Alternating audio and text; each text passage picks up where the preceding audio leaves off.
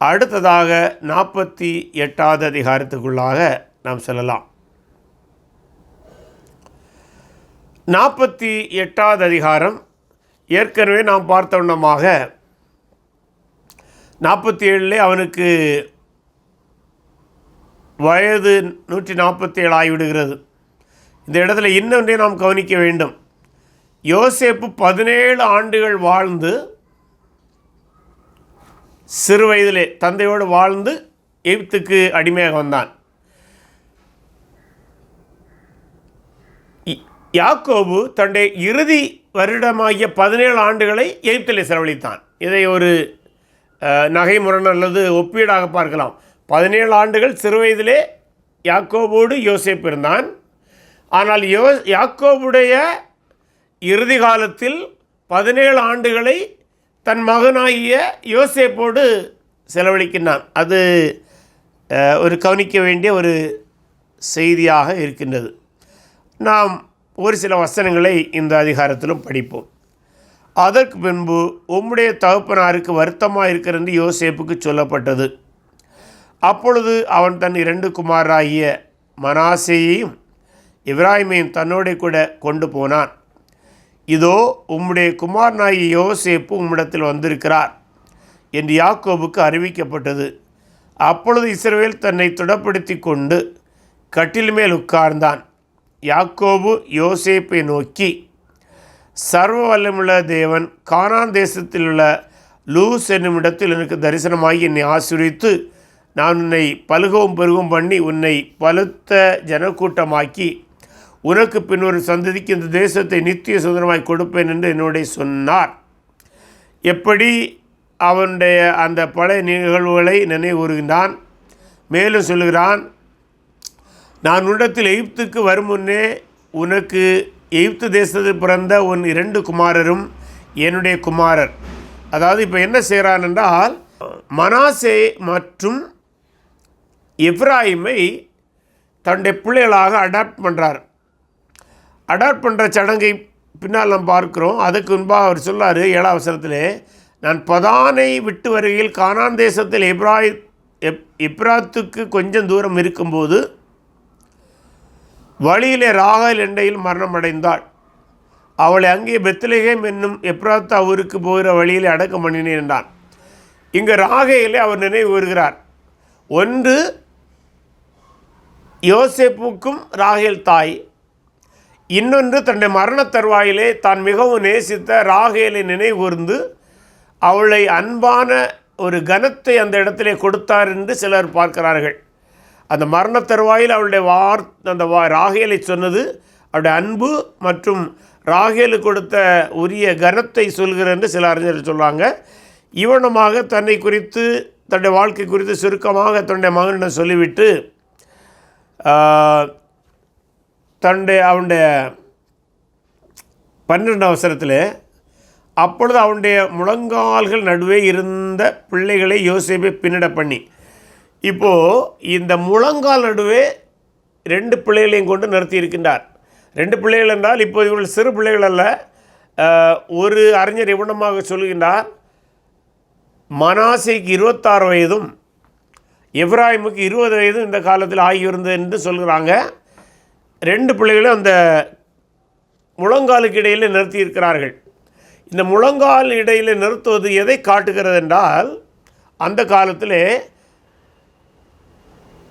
தன்னிடமிருந்து பிறந்தவர்கள்ங்கிற ஒரு ஐதீகம், அது அன்றைக்கு இருந்த ஒரு நம்பிக்கை. இன்றைக்கு அப்படி நமக்கு யாரும் கருதவில்லை.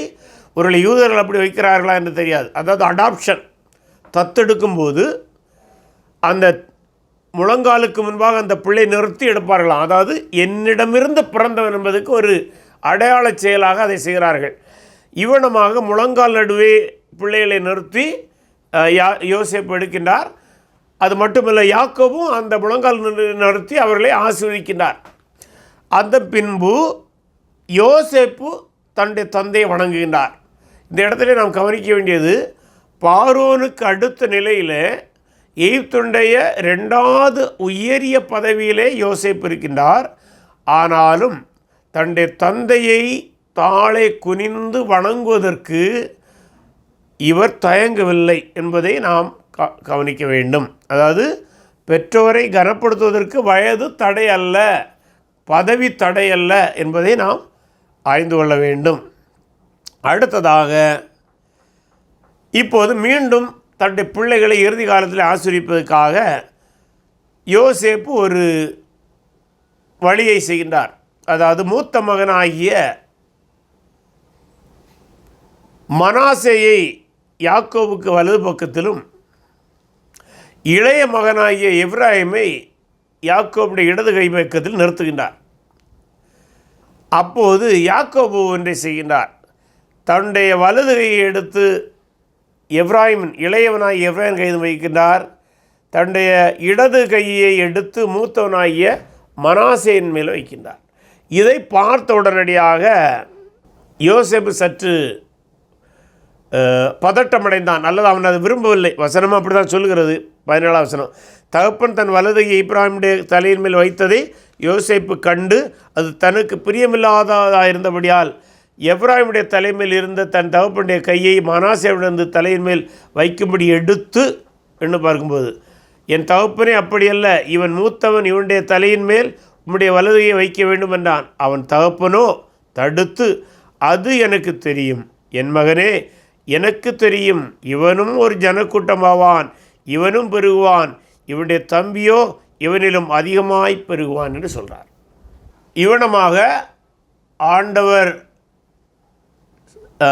கூறியவனமாக இந்த யாக்கோபு யாரை ஆசீர்வதிக்கின்றார்? யாக்கோபு எப்ராயிமை ஆசீர்வதிக்கின்றார். எப்ராயிமை மூத்தவனுக்கு இணையாக ஆசீர்வதிக்கின்றார். அதாவது மூத்தவனுக்கு இணையாக என்றால், இந்த இஸ்ரேல் மக்களுடைய சரித்திரத்தில் நாம் படிக்கும்போது 4 முறை மூத்தவருக்கு பதிலாக இளையவர்கள் ஆசீர்வதிக்கப்பட்டு வருகிறது. ஆபிரகாமுடைய சந்ததியிலே மூத்தவனாகி இஸ்மாவேலுக்கு பதிலாக ஈசாக்கு ஆசீர்வதிக்கப்பட்டார். ஈசாக்குடைய பிள்ளைகளே ஏசாவுக்கு பதிலாக யாக்கோபு ஆசீர்வதிக்கப்பட்டார். யாக்கோபுடைய சந்ததியிலே ரூபனுக்கு பதிலாக யோசேப்பு ஆசீர்வதிக்கப்பட்டார். ரெண்டத்தனையாக இப்போது யோசேப்புடைய பிள்ளைகளே மூத்தவனாகிய மனோசேக்கு பதிலாக எப்ராயிம் ஆசீர்வதிக்கப்படுகிறான். பிற்கால சரித்திரத்தை படிக்கும்போது இந்த எப்ராயிம் கோத்திரம் மிக வலுவானதாக இருந்தது. இந்த இஸ்ரேல் தேசம், வடக்கு தேசம், தென் தேசம் என்று பிரிந்தபோது கூட எப்ராயிம் கோத்திரம் மிக வலுவானதாக இருந்தது. பல வேளைகளிலே இஸ்ரவேல் என்கிற தேசத்துக்கு பதிலாக தீர்க்க தரிசன புஸ்தகங்களை படிக்கும்போது இஸ்ரேல் என்கிற நாட்டுக்கு பதிலாக எப்ராயிம் என்கிற பெயர் சொல்லப்படுகிறதை நீங்கள் கவனித்திருக்க முடியும். இவனமாக எப்ராயிம் முன்னிலைப்படுகின்றான். அது மட்டுமல்ல, யாக்கோபு தன்னுடைய இறுதி காலத்திலே பார்வோனை ஆசீர்வதித்தார். அடுத்ததாக இப்போது தன்னுடைய பிள்ளைகளாகிய தன்னுடைய பிள்ளையாக ஏற்றுக்கொண்ட தத்தெடுத்த எப்ராயிம் மனாசே ஆசீர்வதிக்கிறார்கள். இவர்கள் யோசேப்புக்கு பதிலாக 10 இஸ்ரவேலுடைய 12 கோத்திரத்திலே 2 கோத்திரமாக வந்து சேர்கிறார்கள். அது மட்டுமல்ல, அவர் சொல்கிறார், உன் சகோதரி கொடுத்ததை பார்க்க நான் என் பட்டயத்தாலும் என் வில்லினாலும் எமோரி கையிலிருந்து சம்பாதித்த ஒரு நிலத்தை உனக்கு அதிகமான பங்காக கொடுத்தேன் என்று யோசேப்புக்கு 2 மடங்கு கொடுத்ததையும் உறுதிப்படுகிறார். சிறு வயதிலே யோசேப்புக்கு அதிக ஆசீர்வாதத்தை கொடுத்தபடினாலே இவரை வெறுத்தார்கள். யார் வெறுத்தார்கள்? சவுல் வெறுத்தார்கள். ஆனால் இப்போது யோசேப்புக்கு 2 மடங்கு கொடுத்தது போது இவர்கள் யாரும் இவரை தந்தையை வெறுக்கவில்லை, யோசேப்பையும் வெறுக்கவில்லை என்பது கவனிக்கத்தக்கது. இவனமாக 48வது அதிகாரம் முடிவுக்கு வருகிறது. மேலும் அதில் ஒரு வார்த்தை வருகிறது, என் பட்டயத்தால் என் வில்லினாலும் எமோரியர் கையிலிருந்து சம்பாதித்த ஒரு நிலம் என்று வருகிறது. இதில் ஒரு கேள்வி. இதுக்கு முந்தின அதிகாரங்களை படிக்கும்போது இந்த பட்டயத்தாலும் வில்லினாலும் யாக்கோபு ஜெயித்ததாக வராது. சிமியோனும் லேவியன் தான் அந்த சீகேமியரை அவனமாக போராடி வென்றார்கள். எமோரியரையும் அப்படித்தான். அப்படியானால் ஏன் இப்படி வருகிறது என்றால், ஒருவேளை சிமியனும் லேவியும் பெற்ற இடத்தை பிற்காலத்தில் மீண்டும் கானானியர்லே பலமான எமோரியர் ஆக்கிரமித்திருக்கலாம். அந்த ஆக்கிரமிப்பை அகற்றுவதற்கு மீண்டும் யாக்கோபும் அவனுடைய குடும்பத்தாரும் அல்லது சிறு படையுமாக சேர்ந்து போராடி எமோரியருடைய ஆக்கிரமிப்பில் இருந்த தங்களுக்குரிய நிலத்தை மீண்டும் மீட்டிருக்கலாம். அதைத்தான் அவர் இங்கே சொல்கிறார் என்று ஒரு சிலர் சொல்லுவாங்க. வேறு சிலர் சொல்வது தன்னுடைய பிள்ளைகள் பெற்ற வெற்றியை தன்னுடைய வெற்றியாக தகப்பன் சொல்வதனாலே எந்த விதமான தவறும் இல்லை என்று சொல்வார்கள். இவனமாக 48வது அதிகாரம் முடிவுக்கு வருகிறது.